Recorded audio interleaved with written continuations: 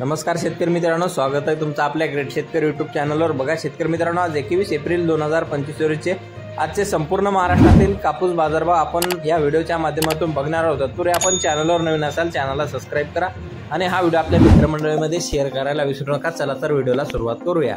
बघा शेतकरी मित्रांनो, कृषी उत्पन्न बाजार समिती वडवणी जिल्हा बीड या ठिकाणी आवक आलेली 64 क्विंटल, कमीचा दर 7290 रुपये क्विंटल आणि जास्तीत जास्त सुपर क्वालिटी कापूस 7700 रुपये क्विंटल आणि सर्वसाधारण मीडियम कापूस 7500 रुपये क्विंटल।